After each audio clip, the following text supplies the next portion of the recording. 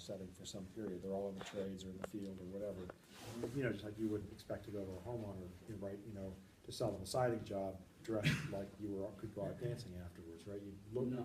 and people kind of expect for residential construction work that the guy's gonna, the owner's gonna show up, and when he comes to do the job, it's gonna be the same guy dressed the same way. Right, I did more better from a sales day point when I was just in jeans and Yeah. like, Right, so that's the same principle, yeah, exactly. I don't see anybody wearing it, Yeah. but just like a shirt with a collar and 3 Yeah. buttons. And I think that's the same principle, just slightly different crowd. So identify your audience, and that's the way you should dress. That's my professional opinion. So again, don't follow kind of what I'm doing. I'm also here for meetings. Sometimes I come and I have meetings beforehand. Again, in my real estate world isn't typically dealing with residential people. We're dealing with more corporate types. So if I think I might have a meeting with the bank or something, it's not on a $100,000 house refinance, it's on a $3.5 million loan deal, so it matters. That's a different level. Yeah, exactly. And I tend to dress a little formally. I'll probably work from home most of the day tomorrow, and I'll probably dress very similarly to this, just knocking around my house. I don't own a pair of jeans, except for a couple of them that I can wear to work literally on the house, but I've never in my life owned a pair of sort of good quality denims to wear to work or out socially, never. So again, follow your own instinct in that regard, just kind of mirror the people you work with. But if you do find a really cool $100 bill necktie, it's kind of fun. I would wear that. Yeah. Yeah, well, that's it. I bought that specifically for real estate because it is, and when I teach entrepreneurship especially, because those students come to class wanting me to tell them how to make money, which there is no such formula, to just say, oh, do this. What they really want is to be able to sort of pull it out of thin air. So I wear that kind of to sort of, carry a certain air, but it's really, it's just for fun. The other, It's kind of the same concept here. That's why I'm here. Yeah. I'm here to put a cash to the house and at the same time earn money doing it. yeah, well, that's the thing. I think it's important. My focus on business is that, if you're going into anything for the money, you've already made the first mistake. My view about business is you never, ever, ever, ever, ever, ever, ever go into business to make money. You go into business to solve a problem. You go into business to fix something that somebody else can't fix on their own for free. And then you charge them accordingly, and you make sure you charge enough so that your business activities are sustainable, including what you need to put the kids through college, feed yourself, dress decently, make your truck payment, put fuel in it, whatever, all that stuff. So, and with apologies if this bothers anybody, but it is my absolute unshakable opinion that God himself has conditioned actions in this world upon material resources, and it's your responsibility to generate those material resources that you need, whether you do it through an entrepreneurial undertaking, which real estate is, or whether you do it like I'm doing here at the college by collecting a paycheck. You have to do that, right? But the focus in business is first on solving that person's problem. So if somebody's renting and you think they should be owning, you should tell them that, and you should kind of sell them on that idea, with an eye in the back of your head that you also want to capture some of that income stream as part of that, and without having to apologize for it, because that's the way the world works, right? You weren't born and then one day went, oh, I think I'm going to go the way of money. You can't live in this world without it. And I don't care if you're Mother Teresa. Mother Teresa needs the same kind of resources, or she can't do what she did, right? You still have to eat. You still have to have housing. You still have to be able to provide for the orphans, whatever it is. So everybody needs material resources. And so, as a business person, I always look and say, okay, first of all, I have to help people. That's my job. And secondly, I have to monetize that service. Nonprofits do the same thing, right? They just do it through donations, but they still have to monetize what they do.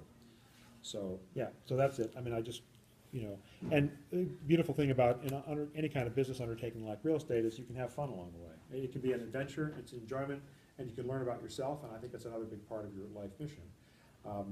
I've learned a lot about myself being in real estate and changing sales from business sales to individual sales. Kind of a fun part of the journey for me. So, whatever it is, for all of you guys, enjoy the ride. All right, so tonight we're going to do chapter 9. I did, just before class, put up the PowerPoint slides that the publisher gave for this chapter, and I'm telling you they're worthless. Sometimes like 7 slides. So I didn't adjust a lot of things. So I'm basically gonna go straight out of the book. So I'm gonna use the book as my lecture notes tonight. And what I'm gonna do is basically repeat a lot of that while sort of telling stories and putting things up on the board. So here's what I find with this chapter. As I mentioned the other night, probably half of you get this material coming in the class, and sitting here, the best I can do is entertain you. The other half of you are completely lost. You've read this thing and gone, what are they talking about? And so my job is to sort of reach out to those of you who didn't grasp this and kind of bring you along little by little. That's my challenge for tonight. There's maybe 3 questions on your final that come out of this chapter. So I'll try and also focus on sort of what really matters the most. And I'll also address just briefly the concept of some of the questions at the end of the chapter, because I think some of the things that people have the greatest difficulty with in this chapter are things on which you will never be tested. So again, I'll try and sort of clarify this. And there will be one math question out of this chapter on your final.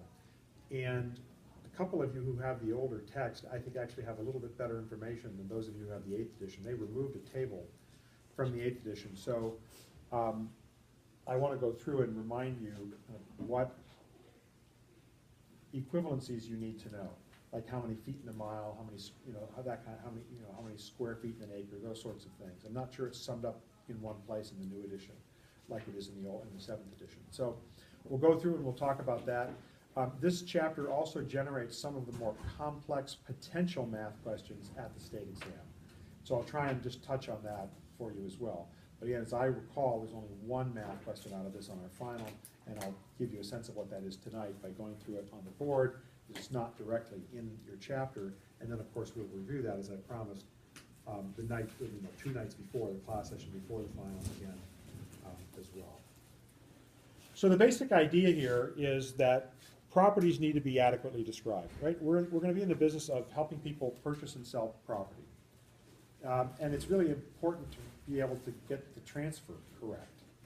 Nothing like buying something and realizing you didn't buy what you thought you bought.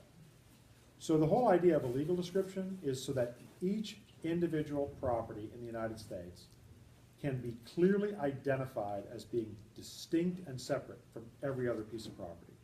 Even if the legal description is only off by 1 digit or 1 letter, which is a possibility, it's still unique and distinctly different than every other property in the country.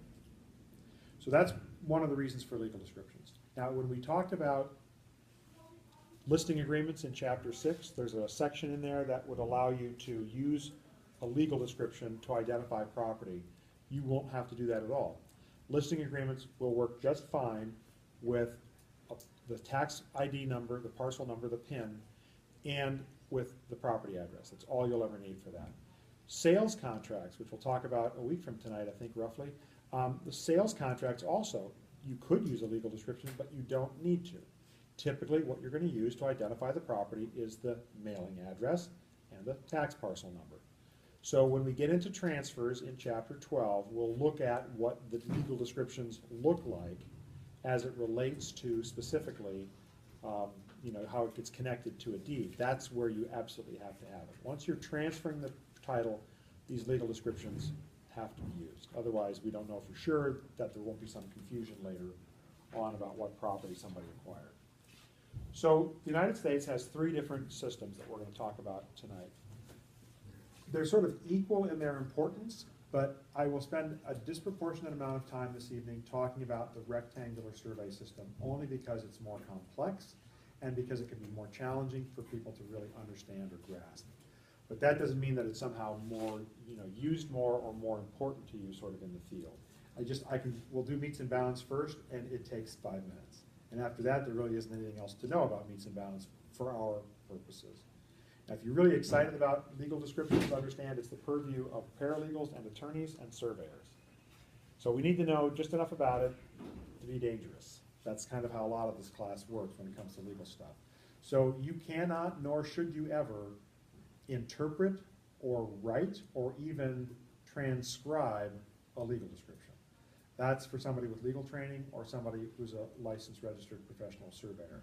In fact, you can get a 4-year degree from either a place like NIU or University of Illinois Urbana-Champaign in basically either civil engineering or surveying. I mean, that's how much focus you can spend on all that kind of thing.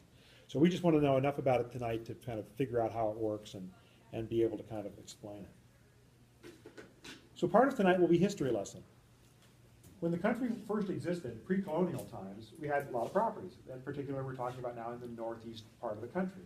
And so there were decades, if not a couple of centuries, of history with how properties were described in pre-colonial times. And it was all done on meets and bounds. Meets and bounds is real simple stuff. You know, you can see it in the name. When you look at meets and bounds, you should be able to see the word sort of meters and boundaries, meaning sort of parameters of property, the size of it and kind of where it is. That's all meets and bounds is about. So it's kind of like reading a treasure map. You know, start at the coconut tree on the, on the north beach and walk 20 paces this way, and then make a 90-degree angle to the west and walk another 10 paces. And the whole idea with meets and bounds is to start off with, at some point, right? This is an important term, the point of beginning. They talk about it in the textbook. So your survey description has to start somewhere.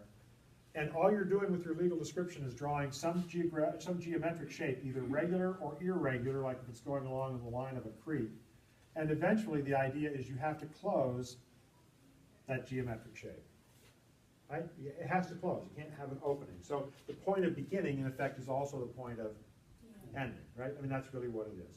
So what happens then as part of this description, to be able to sort of give that, start here and go there, etc., we have to identify the places where we change direction or that serve as the boundaries or perimeters of the property. Something like a creek, which, by the way, will meander and change, which means the property boundaries would meander and change along with it, is fair game in meets and bounds. Something like, well, there's a huge boulder here, let's start at that. That's good, but these things also can move. So meets and bounds surveys have all kinds of problems. But again, anything that marks a boundary or a change in direction would be known as a monument. And a monument could be a natural object, the coconut tree, the rock, or it could be man-made. And if I remember before the class is over, usually I forgot to bring them down tonight, but I'll print them before on break. We'll take a look at a few surveys. And you're usually talking about an iron spike or a brass medallion in a sidewalk or on the cornerstone of a building or something that can be referred to as a benchmark and say, this is a property corner, or this is a particular elevation, or something like that. Those are man-made monuments. Very common, much more common today than sort of the natural monuments. But once a survey description was written, you may be stuck with whatever the original natural monuments were. All right, so understanding meets and bounds, basically the point of beginning is an important thing to understand, and the idea of what a monument is. That's really meets and bounds and everything you need to know about it. That and the fact that it sucks as a system because you have tons of boundary disputes. And that's why the founding fathers themselves developed the rectangular survey system. Questions about meets and bounds before we move on? Okay. So the rectangular survey system was created really during the Continental Congress, created and implemented. So, we had the revolution in 1776, and there were wars and battles and fireworks and cool anthems and whatever else they were doing during those times. And at some point in time, though, the reins of the country were turned over to men who were business people, who knew how to manage activities, some cases scientists, etc. They were the progressives of their time, and they were trying to figure out how to put this whole thing together. So they studied other systems because there was also this thought at the time, you've probably heard of this idea of manifest destiny, the idea that the European descent white folks were destined to settle all of North America, rule it, take it over, whatever. So this thought crept into the system. There was thinking about, well, with meets and bounds, we've got all these problems. People are constantly disputing borders, which tree, which boulder, what if it moves, what if the creek meanders? The surveyors didn't agree on where this was or that was. Surveying was a very advanced technological trade at the time, and not all surveyors were good, not all surveys were accurate. In the 1700s, they had their drunks and other ne'er-do-wells who maybe were practicing or trying to practice surveying as a way to make a living. So you had all kinds of variations, and the Founding Fathers wanted to stamp that out. Remember what I said a few weeks or nights ago, whatever. What is the United States really? The biggest single land development undertaking in the history of humankind, probably ever on this planet at least. So it was very important that land could be conveyed to settlers to soldiers and others to pay the debts that the government owed them, because the government didn't have income tax until, what, the mid-1800s. So it was very important that this land was relatively conveyable and perfectly identifiable. You know, there's no way to use Google Maps to find something, right? I mean, that kind of thing didn't exist. So when you had a Connecticut family or somebody straight off of a liner coming from, you know, coming from England or Germany or whatever, who landed in the East Coast, and they were going to an auction to buy land, and they were going to go to the Illinois Territory or to Wisconsin or wherever, they needed to be assured that when they got there, that piece of land, that 320 acres or 160 acres or whatever, would be clearly and easily identified, and they would know that it was theirs when they got there. Right? Everything was about land and freedom and farming and, you know, carving out the new world and all that kind of thing. So this grid system that we're going to look at, this rectangular survey system, also known as the public lands survey system and the government survey system. I don't think they use the term public lands survey system, but if you go to like bls.gov, if you're of a mind to do such a thing, bls.gov, the Bureau of Land Surveys or Land Systems or whatever the heck it is, I can't remember what it's called, but that's the government agency that still today looks at, you know, government-owned lands and this rectangular system that exists all over the country, and it hasn't changed. And it's 30 states, including Alaska, so the system was expanded as late as the 1950s, and it works really well. The colonies, you don't have this, and in Florida they use something a little bit different, leagues and something else, which may actually have been the genesis for this. But again, the whole bent of this system was to create something so that it was easy to convey property. Trying to drive the natives out, trying to bring in the European culture. It's really what this was all about. So they decided to start with this concept of having a principal north-south line and then a corresponding east-west line. That was the idea. Set up some kind of grid with a simple descriptor so that every single piece of property that was carved out of it could be described in a way that could be easily recognized. So hence we have the idea first of meridians, right? Every north-south line is a meridian.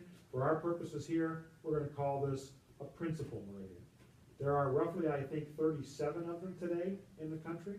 And no, they do not mostly have numbers. They mostly have names.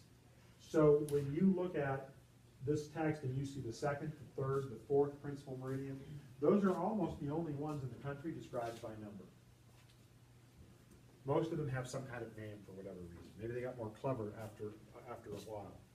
So we have a principal meridian, and every principal meridian has a corresponding baseline. One baseline can intersect multiple principal meridians, but no principal meridian has more than one baseline within which it interacts. And if you remember anything from high school geometry or algebra or whatever, you're looking at a quadrant system, right? You're looking at basically a northeast, a southeast, a southwest, a northwest. You're looking at an XY axis kind of thing. So in the state of Illinois, you've got this diagram in the textbook.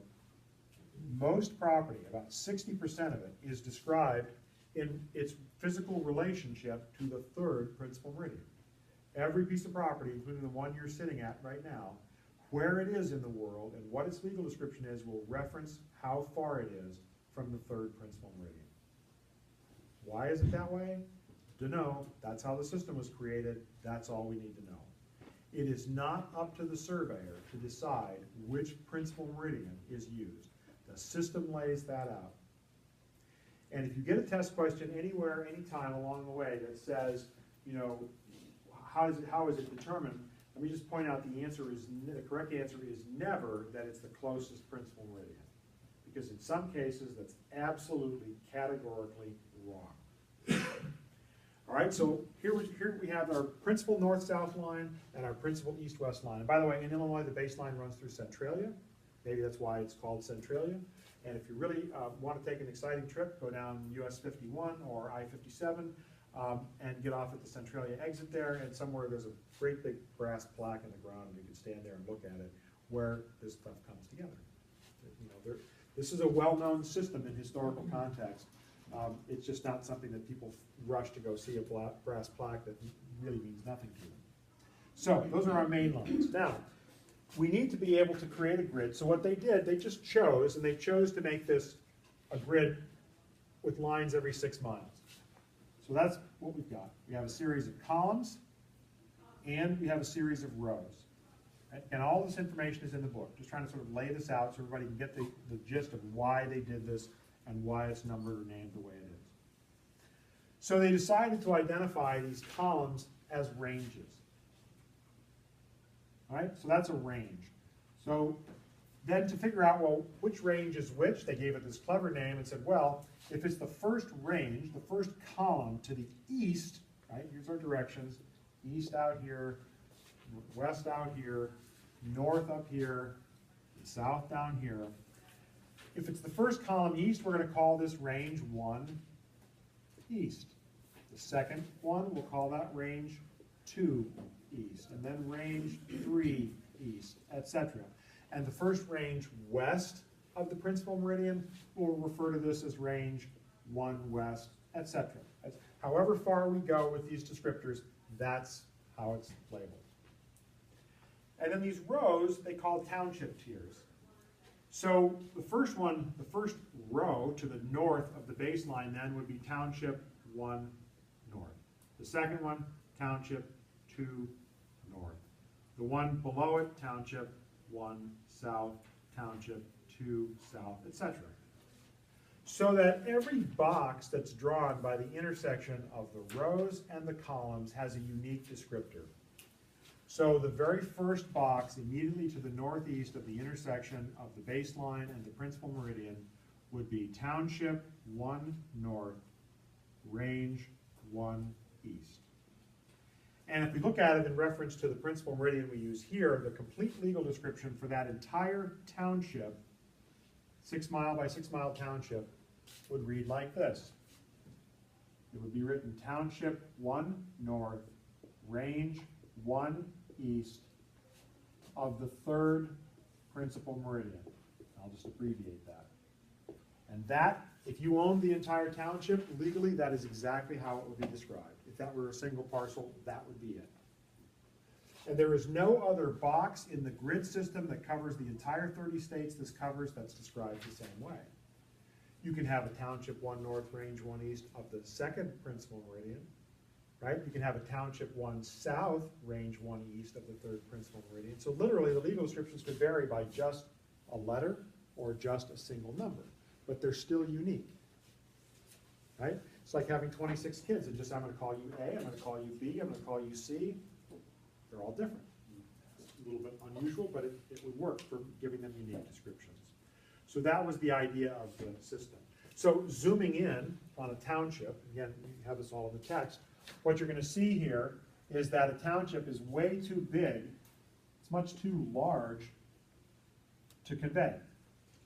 In the madness that the Continental Congress, particularly a few leaders, one of whom actually was the Secretary of State at the time, who himself was a surveyor by trade, who looked at this kind of thing, the whole idea at some point in time was, what pieces of property will people buy?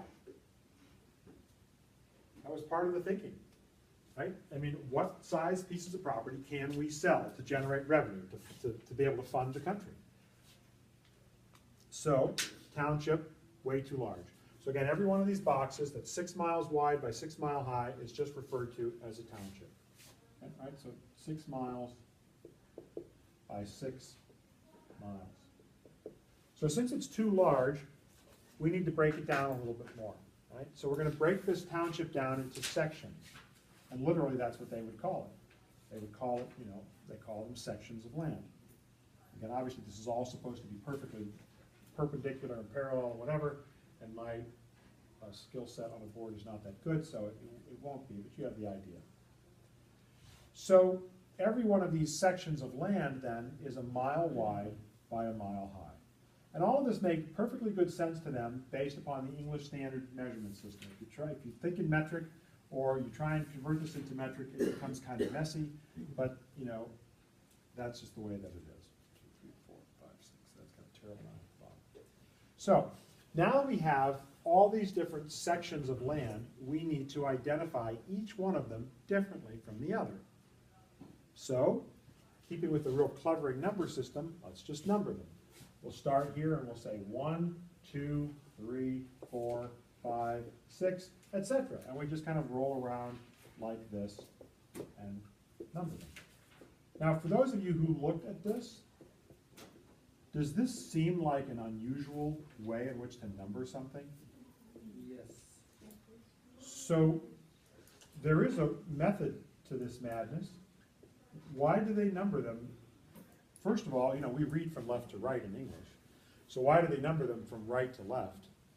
And instead of in a back and forth kind of way. Because if you know the answer to this, and if you ever have to reproduce this, like I have to do up here now, it's easy to do if you understand why it was done this way.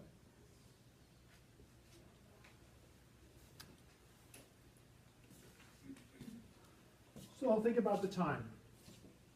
By the way, where does the system start? What's the first state? Any idea the first state where the system was put into effect? Ohio. The Ohio Territory was the great pioneering landscape of the time. Pennsylvania, of course, the colony of William Penn, was one of the original colonies, and so it was laid out on metes and bounds. So just a little bit west of the Pennsylvania-Ohio border, somewhere, you end up with this system. So since most of the people lived in what part of the country? Eastern. Particularly the northeast, where did the surveyors come from? The northeast. So when they started surveying, where did they start? The northeast corner. The northeast corner. So this actually has a name, and you don't have to know this, but I think it's kind of funny that it has a name. This is a boustrophodonic survey.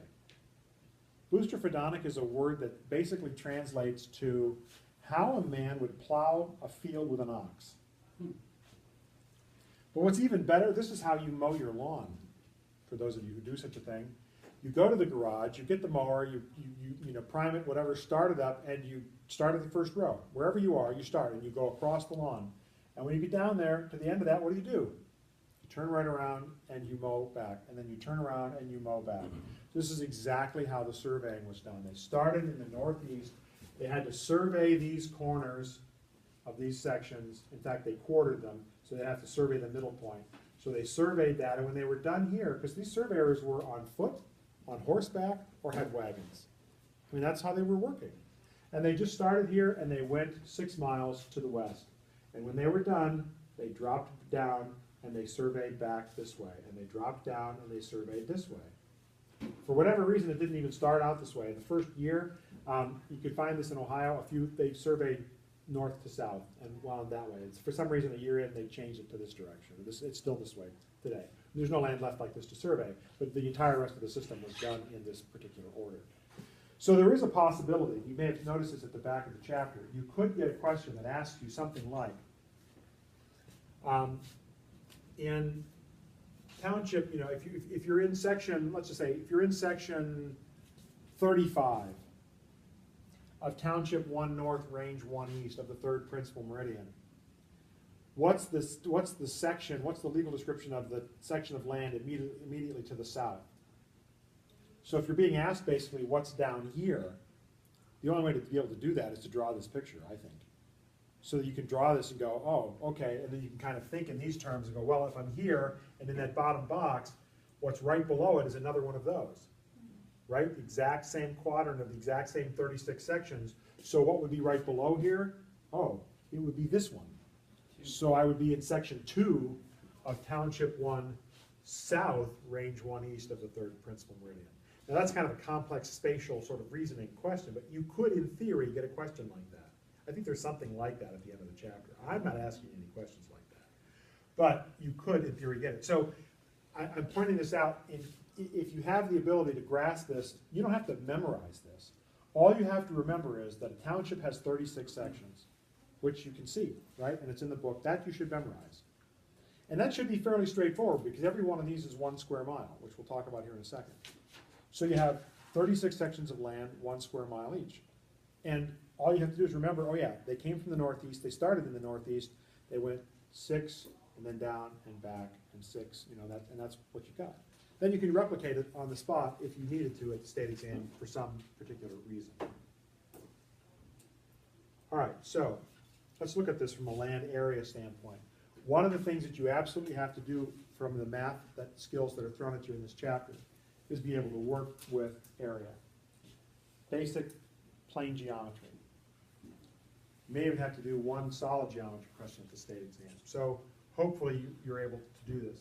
The idea, the basic math is the length of something, whatever it is, times the width of something is going to give you the area, but in the square dimension. So if I tell you that something is 1 foot by 2 feet, 1 times 2 is 2. So you're going to have 2 square feet. So by what I've just told you here, we know that this is 6 miles wide by 6 miles high. So for a township, 6 miles times 6 miles equals 36 square miles. And you can see it right here, because you've got 36 boxes, each one of which is a mile by a mile. And 1 times 1, right, for the section, 1 mile times 1 mile equals 1 square mile. Right, because 1 times 1 is itself, right? You have 1 time. So, kind of area question you can get is a calculation question. We'll go over a few of these. But you can also get a question that will say something like, which of the following parcels is the largest or the smallest? And 1 or 2 of the descriptions will be things like half a township, a section of land.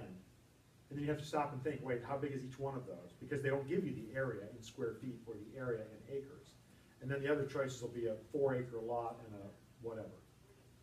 So you have to be able to kind of place, these different things in context. Again, this is one possible question, but it's an interesting sort of math question because it's partially memorization and understanding and remembrance and partially calculation question. So again, length times width equals area in the square of whatever that is. We're going to come look at this just a little bit more in just a little bit. All right, so 36 sections of land, each one being a single, 1 square mile piece. So then the question is, all right, now we've sort of divided this thing down, zooming in on whatever township section we're looking at here. Any one of them, again, is the same. And by the way, for test question purposes here and at the state exam, you may assume that every single township has 36 sections. Unless they tell you something different, unless they're asking you about a fractional piece of property or the correction sections that you get in these systems. Just assume that every township has 36 sections. It's categorically not the case. But you can assume that for some of these real general test question purposes. All right, so there's our section. So we're still now, the question is, well, is this now the right size? Would they convey a section of land to a family coming here from some foreign country or from Connecticut who wanted to move, to get a bigger farm in the Midwest? Or is that still too large? So we need to kind of zoom in on that. So whatever section we zoom in on here doesn't really matter. I'm just sort of, kind of zooming in as we go along. We've got this section of land that is basically, again, 1 mile by 1 mile. Every section, every typical section is going to work the same way. So what do you think? Is that the right size? Is that too big? I mean, you probably didn't think about it. I mean, literally, the Continental Congress, while they were trying to hammer out the Constitution, which wasn't completed until 1789, they did this first. This was all approved in 1785. Was implemented. One of the first things the country did together. Again, what is the country really? It's founded on land development. So that's the whole premise of what we're trying to accomplish. There may have been principles behind it, but ultimately, a lot of the founding fathers, including George Washington, D.C., were land developers. And of course, Washington was a surveyor as well. I think Washington owned a third of D.C. So, yeah, found a country, move the capital to your real estate development. It's a pretty cool idea. All right, so how do we know how big one of these things is? If I told you that the average piece of property that they wanted to sell was 320 acres, now tell me, is this the right size? Too big, too small? That was the initial plan. They thought 320 acres would be the right size for a farmer. That's too big. Well, what's too big? This is too big or 300? Yeah. So how many acres is this? 640, excellent. So how do we know that? I mean, without looking it up, somebody give me some dimensions, somebody give me some numbers, and let's calculate this. I literally had to do this on my broker's exam, because I couldn't remember stuff, so I had to figure it out with what I knew from being a kid or whatever. Well, how wide's a mile, or how long's a mile? 5,280. Thank you very much. So 5,280 feet. Right, 5,280 linear feet is a mile. So a square mile is how many square feet? So 5280 times 5280 equals, what is the number, like 27 million? Anybody got a calculator handy? 27,878,400, Yeah, that's exactly right. 878,400? 878,400, yeah. It's ridiculous that I almost had that memorized with confidence. So, I'm telling you, I am a lot of fun at parties. I can do this, because I can do tricks like this that we're doing here. All right, so that's how many square feet. So what does that tell us? Divided by acres. So now we need to know how many square feet there are in an acre, and this is a critical thing to know. Not only for the state exam, but for practice. If you do anything at all like I do, which is work with lots or vacant land, undeveloped property, people will drive up, or drive by, they'll call you on the phone and they'll say, what does that place sell for per acre? And you'll tell them. And then they'll say, well, what is that per square foot? And then you gotta tell them that. You gotta be able to switch back and forth pretty quickly. Also, just the average lot, the average residential property that goes into the multiple listing service, they wanna know how many acres it is.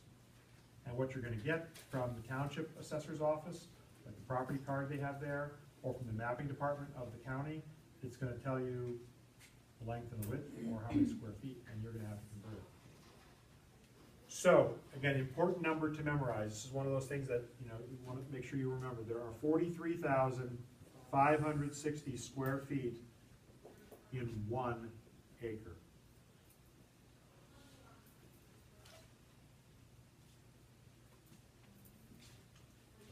Right? So if I want to know how many acres are in this section of land, I simply take the 27,878,400 and say, okay, but how many acres are in there? So how many of these units are in there? So I divide that by the number of square feet that there are in every acre. So I have this square feet divided by this square feet per acre. These two cancel out, and that gets me 640 acres. So at my broker's exam, they gave me some kind of legal description, or they said something about an acre of land. Whatever it was, I knew I had a section of land. I knew I had a section or a piece of a section, and I couldn't remember how many acres there were in this. So I went through this exercise and calculated it. Can you explain that again? Which part? The division part? Yeah, definitely. So we know that there's this because we calculated it, right? This is the same as 1 by 1, except instead of the units in mile, we have this. So if I look at this comparing, this is feet times feet to get square feet. 1 mile, right, times 1 mile equals 1 square mile, which also tells us that in 1 square mile, there's this many square feet, right? So if I memorize that there are 43,560 square feet per acre, if I've got that memorized, then what I need to know is how many of those units of 43,560 square feet are included in this. So I then divide this by this to figure out how many times, right? Because this times 640 is going to equal 27,878,400. Because to undo division, you multiply. To undo multiplication, you divide. I don't know that you need to memorize this process, but if you can grasp this, then no matter what they throw at you, you can work this out. And again, it kind of depends upon how much you're going to practice. But I will tell you that it's a nuisance for me to have a client who says, make sure whatever houses we look at have at least a 1/4 acre lot. And that's one of the dividing lines in our MLS. And quite a few agents will take a lot that clearly has much less than a 1/4 and they put it in as more than a quarter because they're guessing, because they don't understand any of this. So I do the search, I pull up the properties, I start to tell them about them, and then I realize, oh, I forgot to check. I have to go back and check and see if they really got it right, and in many cases they don't, and it's really frustrating. So The house fits, but the lot's just not. will they have the dimensions of the lot in the MLS? Usually. There is a data field there where they want you to put in dimensions.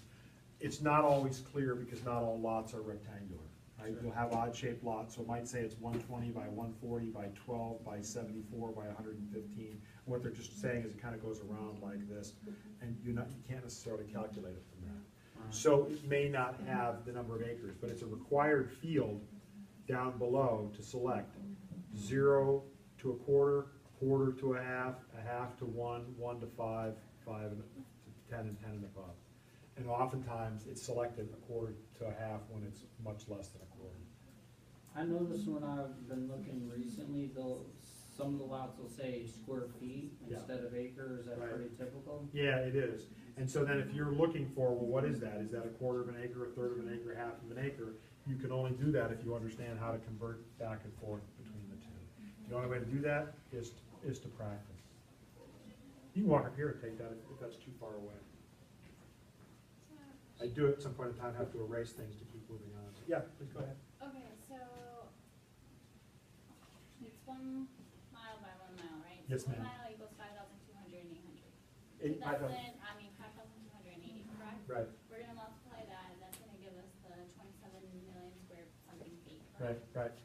So we're gonna grab that number, and we're gonna go ahead and divide that number by 43,560. Correct. Why are we dividing that by that number? Because that Where tells did us, you that spend proves it? to us that there are in fact 640 acres in this square. So now we know that 1 square mile, okay, right? So 1 square mile equals 640 acres. So now you get the same thing in 3 different ways. A section of land is 1 square mile. A section of land is 27,878,400 square feet, probably not a number you're gonna use unless it's part of a calculation. And a square mile or a section of land equals 640 acres. And one of the things that happens here is, it's as Steve said, this is too big. The initial plan was to sell 320 acre pieces. So they knew that they couldn't sell whole sections to the average individual. They did sell big parcels to land speculators, by the way. So they came in here and they said, well, let's quarter this. Initially, actually, they just wanted to cut them in half. But after a while, they realized that it was too big. Ultimately, what was sold to individuals or families were 160 acre pieces. The 320 was exactly twice as large. It's all about what can a man plow than a horse. You know, the founding fathers didn't know exactly. Depends upon the quality of land, etc.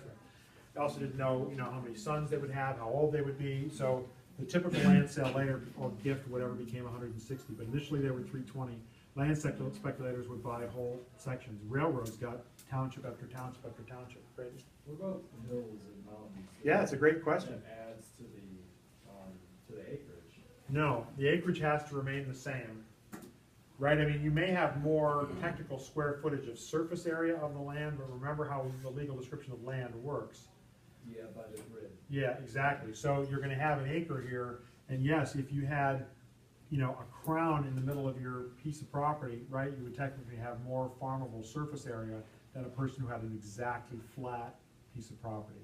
That's not really taken into account at all. Other things that don't get taken into account in here at all, in this original scheme, was what piece of land is more valuable than another, what will yield more crops. They didn't have any idea. Some cases you were buying prairie, some cases you were buying timberland, some cases you were buying, mountainsides.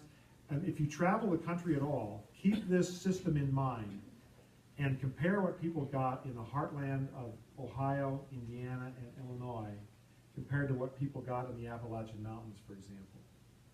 In one, you could become wealthy as a dirt farmer, farming whatever crops. In another, you got nothing. You can shoot rabbits and squirrels. Because there's no way you're farming some of those rocky hillsides and rock outcroppings and things.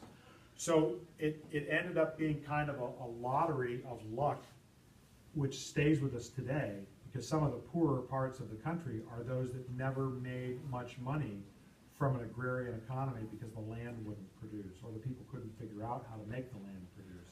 If you happen to inherit a coal mine, if you happen to, be lucky enough that your ancestors were sitting on oil or natural gas, then you might have lucked out. So in a lot of those places, that's just not the case, or it can't be easily extracted, especially in small parcels. So, yeah, it's kind of an unfortunate sort of luck of the draw sort of thing. Another interesting thing about the way the country was settled, and this is kind of off topic a little, but people from Scandinavia ended up in what part of the country? The northern part of the U.S. People from like the Scottish Highlands ended up where? In Appalachia, in the mountains. So it's kind of, people tended to gravitate toward the parts of the United States that were most similar to where they came from in many cases. Go ahead, did you have a question? So basically, all of those are the same, just in different measurements. Yeah, exactly. Yep. It's like me calling you by your middle name, your first name, your last name, your nickname, it's all the same, right? Just different ways to name the same thing. So again, another test question could relate to, the size of something, and it's really easy to remember that a section equals a square mile. I didn't write up here, right, one section, because a square mile is equal to one section, another way to describe that same piece. And that's what they do to you in tests. They teach you something, and then they find 4 different ways to ask you the same thing, to see how well you could really apply that same bit of information. And if you know it 3 out of 4 ways and get the question on the 4th, you're screwed. If you know one way, don't know the other 3, but that happens to be how the question falls, you're golden. This is the luck of multiple choice tests. Part of this comes down to your good fortune. Part of it is how many different ways you can learn or understand something. All right, so because we decided that this is too large, we took this one section of land, this 640 acres, whichever one it is. And by the way, I should keep going here, right?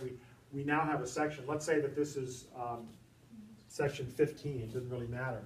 The legal description there is going to say something like this. Section 15 of Township 1 North, Range 1 East of the 3rd Principal Meridian. And that would describe this entire section. But since it's too big, we need to describe each of these quarter sections. So when the surveyors went through, they surveyed not only the corners, but they also had to survey these points here to divide it up into quarters. And then mark them in some way, on trees, with posts, with whatever. All right, so every one of these 4 quarter sections, as they're called, must be uniquely named. So they were simply given, well, this one's in the northeast, so we'll call this the northeast quarter. This is the southeast, so this is the southeast quarter. This is in the southwest, so this is the southwest quarter. This is in the northwest, so this is the northwest quarter. So if we're going to look at this piece here, if this is our quarter section for our 160-acre piece of property, the complete total and entire legal description would read northeast quarter, section 15, Township 1 North, Range 1 East of the 3rd Principal Meridian. There is no other 160-acre piece of property anywhere in the United States with that exact description. There are dozens of them with something that's off by 1 letter or 1 number or whatever, right? Because all it takes is 1 little change and you've got a completely different piece of property. The only difference between this one and this one is the difference between an S and an N. The only difference between this one and this one is the difference between a W and an E. Over here, same thing. So, now you've got 4 completely separate, describable, we can sell them to the public, 160-acre farms. And how do we know that? Well, because we had 640, right? And 640 times 1 quarter, because you're going to have 640 a quarter of a time, equals 160 acres. Or you could say 640 divided by 4, because you divided this up into 1, 2, 3, 4 pieces. So how much is each one of these going to be? 160. Right? You can, at the state exam, be given a legal description. I used to have a question like this on my final, I don't anymore, where we would give you a legal description and ask you how many acres in that legal description. Right? So you now have an insight into what that would look like. So if you get this legal description, you know from here on, the answer is one section would be 640, right? Because you know that's what's in one section. So every time you see a quarter or a half over here, you multiply that times that. So you take the 640 times a quarter, your answer is 160. If we cut that in half again, it's also easy to do the math. So let's sort of look at that. Because, you know, Farmer Joe here from Connecticut owns this acreage until he's 70-something, and then he dies. And let's say this piece of property, a 160-acre farm, gets split up between his 4 sons. What's going to happen? 4 new legal descriptions.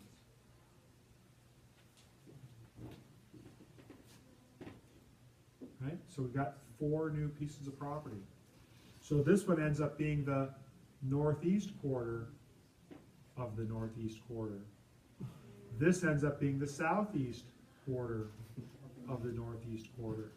The southwest quarter of the northeast quarter, and the northwest quarter of the northeast quarter. Right? We're wondering if there's the 6x6 model, are there any quadrants in that, or is it just 36 sections? No, it's just 36 sections. And that's all how it's looked at. So when you look at the legal description, it's just like this. I could actually show you a map if I had the right kind of map. Maybe I can do that by the end of the night. And you can look at it, you can see exactly how it's looked at. But no, the township sections are just looked at as section numbers, that's it. So, again, say we're going with this piece of property right here, right? We're gonna look at, you know, one of the sons' inheritance. The new legal description for that property is the southeast quarter of the northeast quarter of section 15, township 1 north, range 1 east of the 3rd principal meridian. Because this is a unique descriptor, right? All we did was take what we had, carve that into quarters, and we got that. So if you got a math question at the state exam that said, how many acres in that, again, the process is straightforward. From the section on east, that's one section of land, that's 640. 640 times a quarter times a quarter. So the math for this one is 1 quarter times 1 quarter times 640 equals 40 acres. If it was a half, then you would have 80. So it's 640 divided by 4, and that divided by 4 one more time, because we took that 160 and divided it down to this here. Might be easier if I use a different color there, actually.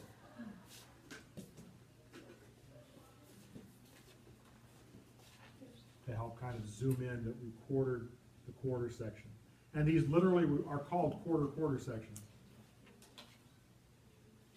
This can be done until you get down to about 2.5 acres.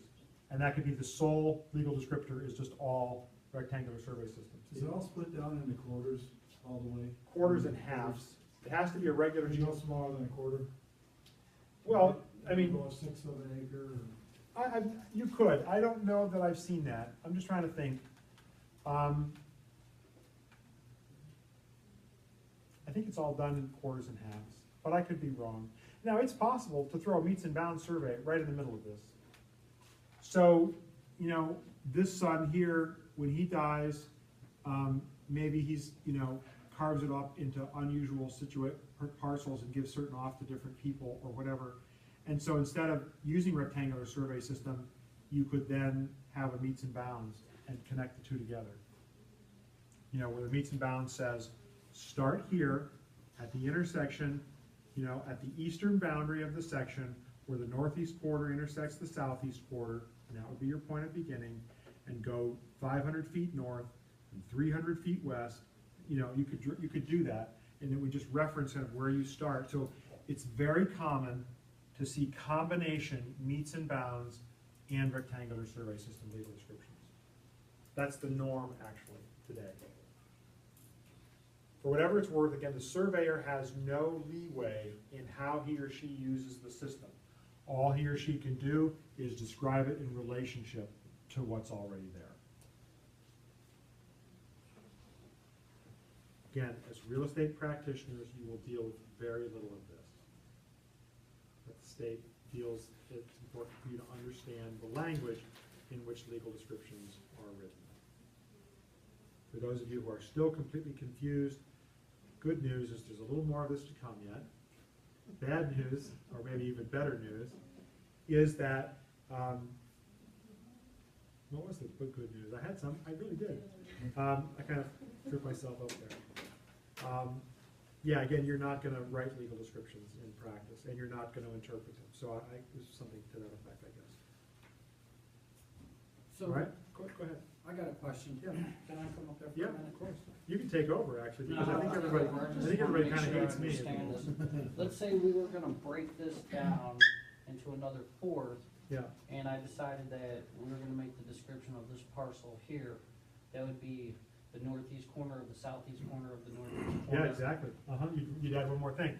In fact, normally what I do here is, what happens if this gets cut in half, next guy dies and he's got 2 children, then, yeah, you'd have like the south half of the southeast quarter of the northeast quarter. You just kind of keep coming out.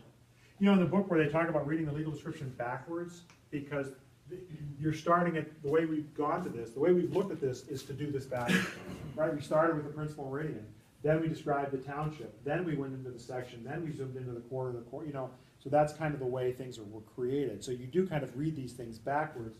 Again, I'm not gonna give you a question like that. And if you look at the back of the chapter, if you have questions there where they're asking you to kind of pinpoint which little square is this, I don't think you get a question like that on any exam. Certainly not mine, and I don't think you see any pictures of the state exam. Right? What about 3/4, only 3/4 of a certain? What you can get when you get into this, so, all right, so when this guy dies here, bear with me with this, so when this guy dies, and the legal description of this piece of property is the south half of the southeast quarter of the northeast quarter, down to now, 20 acres, right? Because we now have to multiply that times a half, so our answer is now 20 for this piece in here. He ends up leaving a piece to his daughter by this point in time, and she's smart, so she not only has that piece of property, but she goes over here and she buys this. And they combine the two. So the question is, can you describe these two completely separate rectangles in one legal description? And the answer is yes. And it involves the use of one little word that they talk about in the chapter. And that word is and. So this part of the legal description doesn't change. But what happens in here is you end up with a legal description that reads the southwest quarter of the northeast quarter and the south half of the southeast quarter, or whatever. And so then when you see an and in a legal description, what they're trying to describe to you is you've got a math problem, a more complicated math problem. So what is and in math? Plus, right? It's addition, right? For those of you who are Spanish speakers, right, you can either say y or más, right? So it's and or more, or whatever. So it's the same thing in English. You can say plus, you can say and. So what this is saying here is that you've got this piece and that piece. So this part of the math is done. So then the question is, well, it's that plus this. So you've got a quarter of 160. So you're taking this again. So you've got 20 plus 40, and you've got a total of a 60-acre parcel. So it is possible, I suppose, at the state exam that you get something like that. I don't think that's really critical. To worry about an and in a legal description, that's really, really, targeting that kind of question, and I'm not sure how important that kind of thing really is. Now, I have seen in a state sample exam question, so you may see this in the practice questions and my comprehensive math test. The most challenging math question I have ever seen regarding a legal description reads the following sort of way. You get a legal description that tells you, so you can calculate how many acres there are. It tells you, gives you that legal description, and then it tells you what the land sells for per square foot. And then it gives you a commission rate in percentage. and asks you how many dollars the broker who sold the parcel earned in commission. So you have to first calculate the land area in acres. Then you have to convert something from square feet to acres or acres to square feet. You either convert the price per acre to price per square foot, or, price per square foot to a price per acre, or you convert the number of acres to the number of square feet, and then you have to multiply that times the commission rate, something you learned back in chapter 5. That's kind of, if you hate math, that kind of question is a nightmare, because there's like 3 different math problems in one. You can't get a question like that more than once at the state exam. And it's like every other math question, what do you always have in front of you? The right answer. So when we get to chapter 14, and we spend about a half an hour talking about the state exam, I'm going to talk a little bit about test-taking strategy to help you minimize the impact of questions that you know when you get to them, right? So if you know you don't know math, that's okay. It's a good thing to know in relationship to a multiple choice question, because it can alter the way in which you take the test. You want to focus first in multiple choice test on the stuff you know. Leave the stuff you don't to the end, whether it's math or something else. That's just a critical theory. So just, again, keep in mind, questions can get more complex than this, but you're still only going to have somewhere between 6 and 15 math questions, regardless of what you know and don't know in the state exam. Do parcels described in one long sentence, do they have to be with the and in them, do they have to be adjacent or touching? Well, if to be like this, the answer is yes, because I haven't restated the section and township number, right? And it's all one parcel. But if you wanted to combine them in some way, I suppose you could, but then you have to have an and you have to have different, you have to restate the section numbers and things. The other thing you can get is these things can cross township lines and be adjacent. That I know you can do. You can cross state lines and be adjacent. So those legal descriptions are going to have a lot more verbiage in them, even if you have ands in there, right? So I think the answer to your question is yes, but I'm not a surveyor and I'm not 100% certain. So if somebody who knows were to tell you the opposite later, I'd listen to them. You understand what he's asking? He's saying, you know, you got this piece here and then you've got a piece over here with no connection in between them. Would that be in one legal description? Not sure. Mostly a parcel becomes a single parcel because it's all connected. Maybe I would backtrack on what I said. I don't know the answer to that. Okay? Questions at all about any of this stuff that we've talked about at all so far? Okay. So before we move on to other stuff, because there's a little bit more about this, I want to stop and take a minute and talk about dimensions. So when you're working with land area dimensions or any other dimension, and this area thing doesn't just apply to this chapter. I use this a lot when I'm calculating the size of a space that's going to be leased to a commercial or industrial tenant. You know, the length of the times the width of the space is how many square feet it is, and the rent is based upon that square footage. So this simple bit of plane geometry, simple to me, is critical that you master this. Practice, practice, practice, whatever you have to do to get comfortable with this, because it's something you will use in practice. And the more you can go kind of back and forth, the better off you are. So being able to work with the formula of length times width equals area, important. Knowing that there are 43,560 square feet in an acre, critical dimension. You need to know that, and you need to be able to use that. Backwards, forwards, inside out, whatever. Knowing the basic dimensions and these facts, that there are 36 sections in a township, that each section is a mile square or a mile by a mile, that kind of thing is also important. You can sometimes get test questions, again, I won't do this to you, but you can, where when they ask you about a section, they're talking about the perimeter. So, you know, understand that's just a matter of addition, right? If they ask you, how many miles it is around the outside, it's 1, 2, 3, 4, right? I mean, you could get a question like that. That's not a square dimension when they're asking you about the perimeter of a section. So some people will say, well, this is 1 square mile, but it's 4 miles square. I really hate this kind of nuanced terminology, but by 4 miles square, they're saying it's a mile 2, 3, 4 to go around and make your square. So really, technically, it's 1 square mile. I think I said 1 mile square earlier, because that's how I think, but it's really, it's 1 square mile. So knowing that is important. Knowing how many square feet are in a square yard is also important. And there will be a test question on your final to this effect. So let me kind of explain this and walk you through it and explain why I think it's important.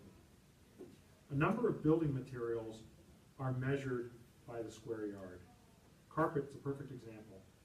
You go to the carpet store, in many cases they got prices posted in by square yard. Now, a lot of them have learned, got smarter, and they sell it to you by the square foot today. But square yard is kind of the norm.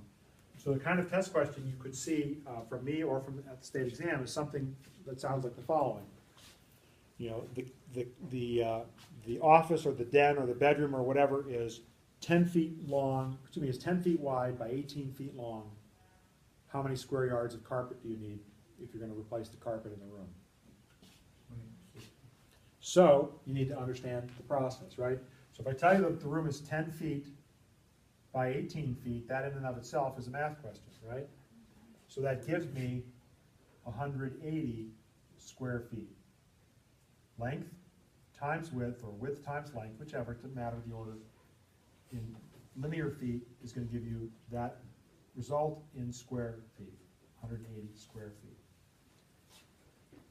I'm so used to thinking in geometric shapes, having come from a construction background, that I can tell you very quickly, looking at each one of these floor tiles is 1 square foot. I don't even have to measure it, that's what it is. It's 12 inches by 12 inches. Each one of these ceiling tiles is 8 square feet, the big ones, 8 square feet. They're 2 feet by 4 feet. It's building dimensions, building materials, simple dimensions. So I can stand here and I know exactly what a square foot looks like. I can see it in the tile.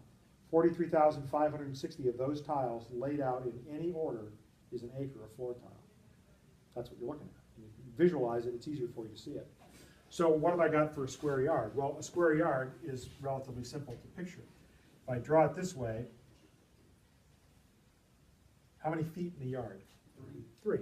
Right? So there's 3 feet, 3 feet. But 1 yard. 1 yard. 1 times 1 equals 1, right? So 1 times 1 equals 1. So 1 yard times 1 yard is 1 square yard. But that is also 3 feet times 3 feet equals 9 square feet. So if I look down on the floor and I say 1, 2, 3 by 1, 2, 3, from here and then back to here, that's 1 square yard. There's 1, 2, 3, 4, 5, 6, 7, 8, 9 of these tiles. You can see it right here. 3 by 3, in this case, in feet, is the same as 1 by 1 in yard. So in the 1 square yard, there's 1, 2, 3, 4, 5, 6, 7, 8, 9 1 square foot boxes. So I can look at that, I can say, okay, so if I need to know how many square yards are in my bedroom here that I'm measuring carpet for, my office, my den, my family room, whatever it is, I know that I have 180 square feet because I just took my width and my length and multiplied them together exactly as it was given to me in the problem. But there are 9 square feet in every square yard. So how many square yard units do I have? It's 180 divided by 9. Right? So 20 square yards of carpet. Carpeting, sod, asphalt pavement, sheet vinyl, those are all measured in square yards typically as building materials. So if you're going to be in property management, which is a licensed activity usually in Illinois, you need to be able to use that kind of dimension. So I'm going to give you a question on the final exam. It's relatively similar to what I just described to you. Room dimension in feet, ask you how many square yards of whatever it is you need, or the size of a driveway in square, length and width, and how many square yards of asphalt pavement. Again, I'm doing that to you because that's something that in my world is a normal kind of thing, and that some people aren't good at, so I'm forewarning you, get good at it.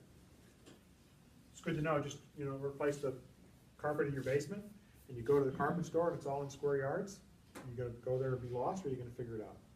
So if you have the square footage, then you could just cube root it. If you know how to cube root in your calculator, would that get you the yardage, the square yardage? Does it? I guess, I have to think about that. Now you made me think. Cause I could never even do square roots without a calculator. So, yeah, if you can do that, I guess that would be, well, no, it's really, cause you're talking about, I don't think that's right. You'd have to sit down with me and we'd have to figure it out. I'm not sure. Okay. Because we're not, first of all, you're not talking about a cubic dimension, you're talking about a square dimension, and you're talking about, it won't necessarily work because you're talking about a random dimension here that sets it off at the beginning. I think. Not very good at thinking that way on my feet. Again, I can't, if I don't have a calculator with a square root button, I can't calculate the square root of something. I know, I memorized like, square root of 25 is 5. If you asked me for the square root of 30, I couldn't give it to you. Right. So I'm not sure that I'm the right guy to ask that question. Which for the rest of you should give you solace. See, you can be math challenged and still make a living in real estate. All right, so how many square feet in a square yard is important? For those of you who would ever do really heavy-duty property management, maybe being able to know how many cubic feet are in a cubic yard. I used to have a question like that on my exam. I removed that. I spent 10 years as a construction estimator, so I think in cubic volumes, but I wouldn't worry about that. Things like how many square inches in a square foot, I think is meaningless. How many feet in a rod, that's in one of the old versions of the text, I think that's meaningless. Nobody measures things in rods anymore, surveyors. So I think principally you're needing to memorize things like, again, how many sections in a township, how many acres in a square mile, and that a square mile and a section are the same, how many square feet in an acre, how many square feet in a square yard, how many feet in a mile. You know those things, I think you can figure out most everything you would ever need to know dimension-wise as it relates to real estate. Questions about any of that at all? Okay, there's more fun stuff. Let's take a break, come back at 8 o'clock or thereabouts. I'm gonna try and print a few things that I forgot to print and see if I can have that for you when you come back. We have to finish this part of it up too, but there's not that much left for this. Braden, did you want to pause this to give it a rest or whatever? Oh, did you get that email I sent? Yes, you? I did. As a Okay. matter of fact, I meant to tell you.